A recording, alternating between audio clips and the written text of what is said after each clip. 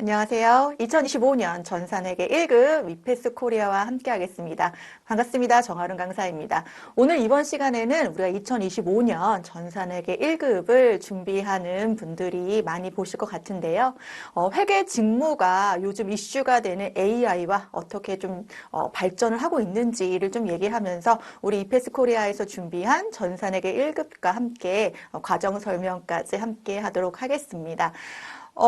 요즘 화두는 AI입니다. 예, 지난 2, 3년간 계속 이런 AI에 대한 관심은 점점 커지고 있는데 특히나 2024년 후반기에 굉장히 많은 툴들이 나오고 또 직무에 적용을 하고 있다라고 보시면 되겠습니다. 그리고 대표적인 직무 적용에 많은 툴들이 나오고 있는 것 중에 하나가 바로 회계 직무입니다. 회계 직무에서 AI는 벌써 이런 것도 돼? 하는 정도로 좀 진행이 되고 있다고 볼 수가 있습니다. 기업의 격리 실무와 관련된 어떤 그 격리 보고서라든지 이런 것들 우리가 데이터를 분석을 해서 AI를 통해서 보고서 만드는 거 이건 너무너무 좀 쉽게 하고 있고요. 또한 우리가 흔히 얘기하는 회계 프로그램인 더존 이런 프로그램 내에서도 챗봇 시스템이라고 할 수 있는 챗 GPT 모델을 활용해가지고 궁금한 걸 질문을 하면 프로그램 내에서 그런 빅데이터를 통한 질문 내용에 대한 답변을 해주는 형태로 지금 AI가 이미 회계 분야에는 적용이 되고 있습니다. 자, 그래서 많은 사람들은 이러한 직무에 AI가 활용을 하면서 AI 때문에 직무가 사람이 할 일이 없어진다. 이런 얘기까지도 하고 있고요. 실질적으로 우리 챗 GPT 모델을 개발한 우리 오픈 AI의 창업자는 10년 이내에 한 사람을 대신할 수 있는 AI가 개발될 것이다. 이런 얘기도 하고 있습니다. 앞으로 어떻게 될지는 아무도 모르겠고요. 마치 예전에 산업혁명 시대를 지금의 상황과 비교하는 전문가도 있을 정도니까 앞으로 어떻게 변화할지는 사실은 아무도 모릅니다. 다만 지금이 어떠한 격변기에 우리가 있다라는 건 사실인 것 같고 또 그것을 우리가 뭐 해야 되냐면 받아들일 수밖에 없다라는 것은 사실인 것 같습니다. 그러한 측면에서 AI라는 것을 우리가 외면할 수도 없고 피할 수도 없다라는 것을 우리가 인지를 하고 회계에서 AI를 활용할 수 있는 우리는 전문가가 돼야 합니다. 우리가 회계에서 AI라고 하는 챗봇이라든지 혹은 AI 툴을 활용하기 위해서는 AI에게 질문을 할 수 있는 사람이 돼야 됩니다. 즉 AI라는 도구를 활용할 수 있는 사람이 돼야 됩니다. 지금 현재 AI 기술은 하루가 다르게 너무 발전을 하고 있습니다. 너무 많은 모델들이 하루가 다르게 발표를 하고 있고 따라서 예전처럼 책을 한 권 사서 공부를 하는 게 오히려 늦는다는 느낌을 줄 정도로 그래서 저도 그때 유튜브의 어떤 모델 발표를 활용할 정도로 지금은 굉장히 기술 변화가 빨리 이루어지고 있고요. 따라서 지금 했다시피 회계 담당자의 역할은 이러한 AI 도구 툴을 활용할 수 있는 도구에 대해서 AI에게 질문할 수 있는 역할을 해야 된다. 그리고 그 질문에 대한 답안이 제대로 이루어지고 있는지에 대해서 제대로 인식하고 분석할 수 있는 물론 분석에 대한 내용 또한 AI가 도움을 주지만 이것이 좀 내가 원하는 방향과 맞는지 안 맞는지를 아는 정도의 사실은 오히려 전문가가 이런 회계에 AI를 사용할 수 있는 그러한 필요한 요소가 된다고 볼 수가 있겠습니다. 그런 측면에서 모든 직무가 마찬가지인데 이러한 AI가 도입되면서 오히려 신입에 대한 어떤 수요가 줄어들고 기존의 어떠한 경력자를 더 우선시하는 경력자를 더 필요로 하는 시대가 도래하고 있다고 볼 수가 있겠습니다. 말씀드린 대로 더 이상 AI를 우리가 외면할 수 없고 피할 수가 없습니다. 그리고 이미 우리는 그러한 시대에 접어들었습니다. 앞으로 3년 이내에 또 직무가 굉장히 많이 AI가 적용이 될 거라고 보고 있고요. 따라서 우리는 이러한 AI에 대해서 우리가 활용할 수 있는 전문가가 되어야 합니다. 그러려면 우리 회계 직무에 대한 이해, 회계 직무가 어떻게 사이클이 돌아가는지, 그리고 내가 취업하고자 하는 혹은 내가 있는 업종에 대한 이해도가 높아야 합니다. 오히려 AI보다 내가 조금 더 똑똑해져야지만 AI를 통한 회계 실무에서 우리가 효용을 볼 수 있다라고 볼 수가 있겠습니다. 자, 그래서 바로 넘어갑니다. 우리가 회계 직무에 대한 이해도를 높이려면 결국은 물론 실전에서 뛰는 게 굉장히 중요합니다. 하지만 실전에서 뛰시던 분들도 자격증 공부해야겠다라는 얘기 하시는데요. 왜냐하면 이론을 기반으로 실전에 어떠한 경력이 쌓였을 때 그 시너지는 1 더하기 1이 아니라 1 더하기 100이 되고 1000이 될 수가 있습니다. 지렛대 효과라고 할까요? 즉 우리가 실전을 가기 전에 혹은 실전에 있다고 하더라도 이론적인 회계학의 개념 혹은 세법의 개념을 제대로 알고 실전 경험을 쌓는 것이 훨씬 중요하다는 말씀을 드리고요. 여러분들도 아시다시피 회계학, 세무학 공부한다고 한다면 그 범주가 너무 넓습니다. 그러면 우리가 공부를 할 때 단계별로 어떠한 그 내용이 정리되어 있는 자격증을 공부하는 것이 굉장히 좋은 방법입니다. 물론 회계학 공부하러 나는 전공을 삼을 거야 라고 해도 좋은 방법이지만 우리가 짧은 시간 내에 효율적으로 이론 및 돌아가는 사이클, 실무를 경험할 수 있고 또 거기에 대한 또 자격증 취득까지 할 수 있다는 측면에서는 여러분들 특히 회계 자격증 공부하는 거 정말 중요하고 또 필요하다고 제가 정말 자신 있게 말씀드립니다. 자, 회계 관련 자격증이 몇 개가 있는데요. 그 중에서 이번 시간에 우리가 소개할 자격증은 한국세무사회 전산회계 1급입니다. 자, 20여 년간 매년 매회 시험마다 수만 명의 수험생들이 시험을 보는 그러한 시험이고요. 그만큼 굉장히 공신력을 자랑하는 국가공인시험이라고 할 수 있습니다. 우리 한국세무사의 시험은 전산회계시험과 전산세무시험으로 나뉘고요. 우린 전산회계시험 중에 1급에 대해서 좀 설명을 하고자 합니다.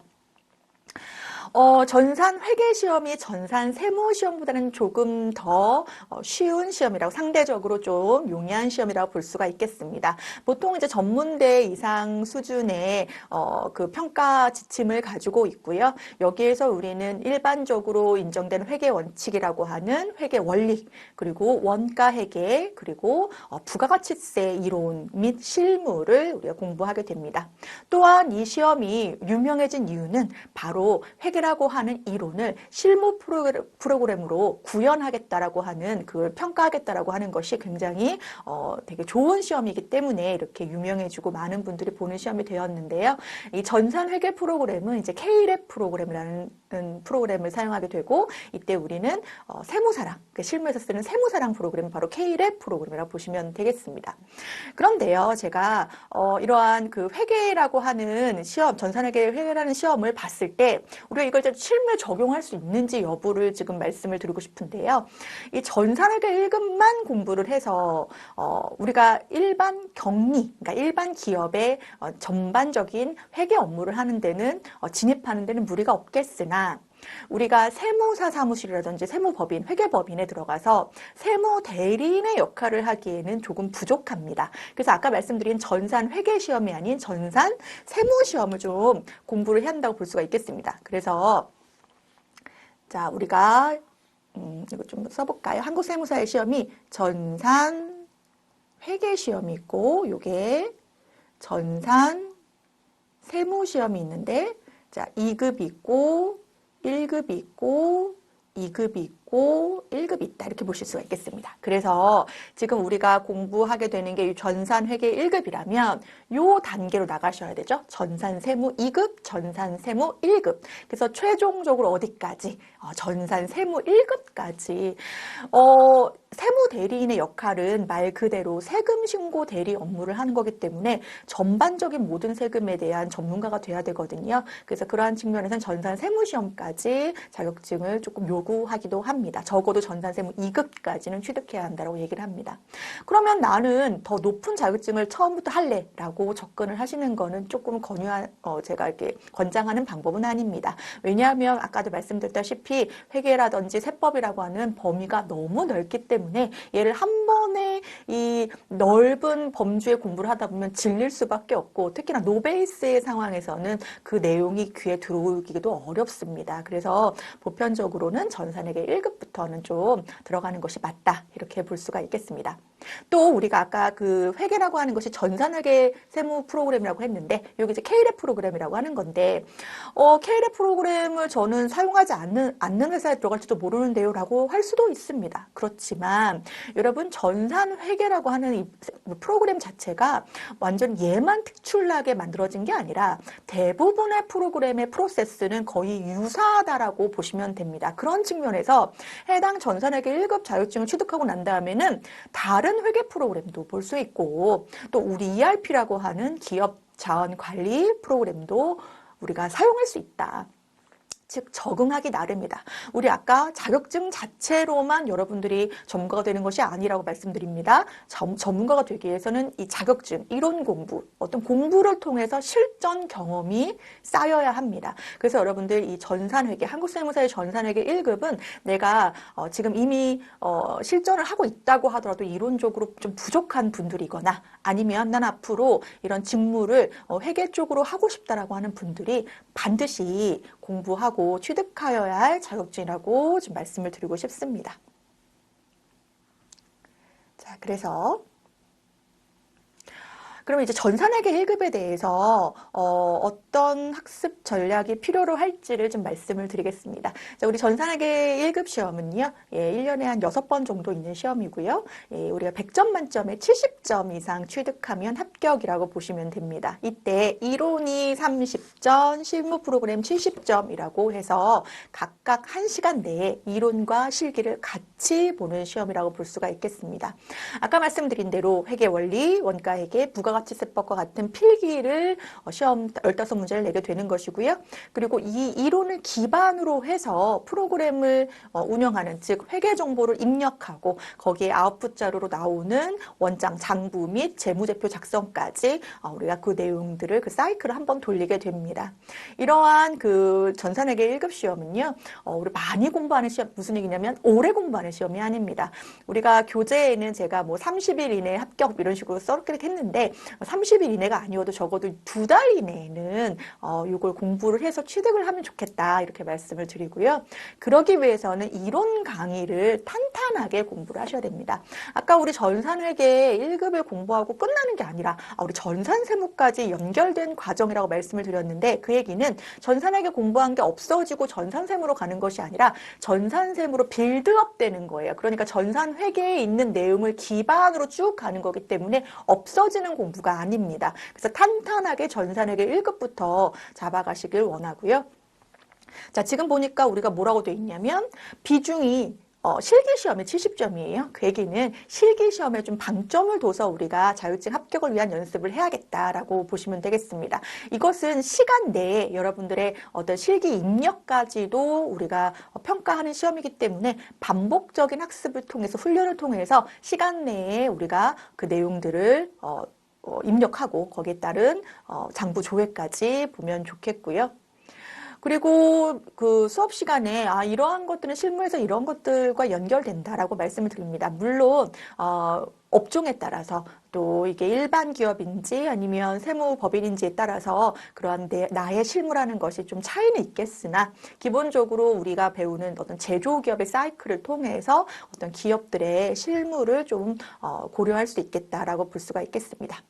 자, 우리 아까 말씀드린 대로 60분 이내에 구현하는 시험이기 때문에 우리가 시험장과 동일한 어떤 환경을 조성해서 우리가 시험 보기 전에는 모의고사, 뭐 기출문제 이런 것들을 시간을 탁 체크해서 풀이하는 연습을 하는 게 우리 중요한 학습 전략이라고 보시면 되겠습니다.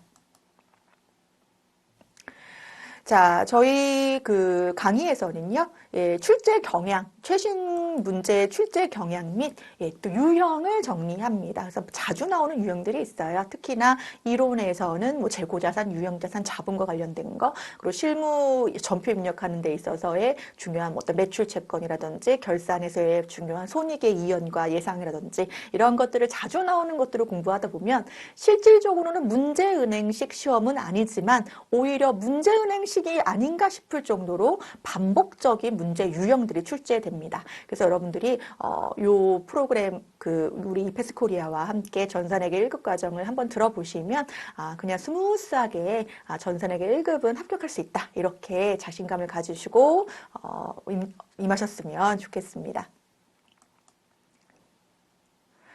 시험시 유의사항까지 잠깐 말씀을 드리면 이게 국가공인시험입니다. 그래서 나름 되게 체계적이고 또 공신력 있게 관리가 되고 있는 시험이기 때문에 여러분들 반드시 시간 내에 자, 우리 신분증 그리고 수험표 그리고 필기도구 그리고 계산기 계산기 가지고 들어갈 수 있거든요. 그래서 그거까지 준비하셔서 가면 나중에 이제 시험 보기 전에는 어떤 것들이 이제 시험 시간에서 이루어지는 것일지도 제가 수업 시간에 잠깐 설명할 수가 있는데 그것은 이제 시험 시간 내에 들어가서 답안지 그 탭을 그 USB를 어떻게 꽂고 어떤 식으로 하는지 그거는 이제 나중에 추후 제가 말씀을 드릴게요. 그래서 우선은 이러한 시험이다 정도만 기억을 하면 좋겠습니다.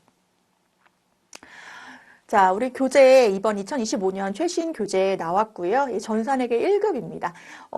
기본적으로 아까 방대한 이론이라고 말씀을 드렸지만 교재에는 표 형식으로 요점 정리가 잘 되어 있다고 보시면 되겠고 또 관련한 이론이 있으면 바로 관련 실기하고 연결되게 연습하게 이루어져 있습니다. 그리고 기출문제가 굉장히 많이 들어가 있습니다. 기출문제가 굉장히 많이 들어가 있고 거기에다가 최신 모의고사 및 또 최신 기출문제에서 12회분이 들어가 있기 때문에 여러분들이 이 책 한 권으로 충분히 연습하시고 또 시험 준비에 충분하다라고 볼 수가 있겠습니다.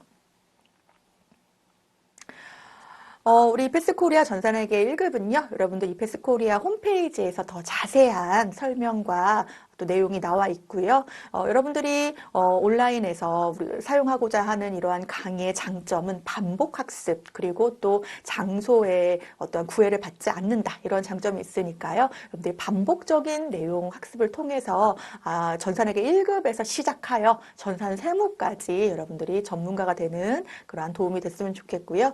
언제든지 궁금한 사항이 있거나 좀 이상한데 하는 내용이 있다라고 한다면 질의응답 사용하시면 저희가 그때그때 제가 직접 답해 드리도록 하겠습니다. 자, 이패스코리아 2025년에도 함께 합니다. 전산회계 1급 모두 다 취득하시길 바라겠습니다. 감사합니다.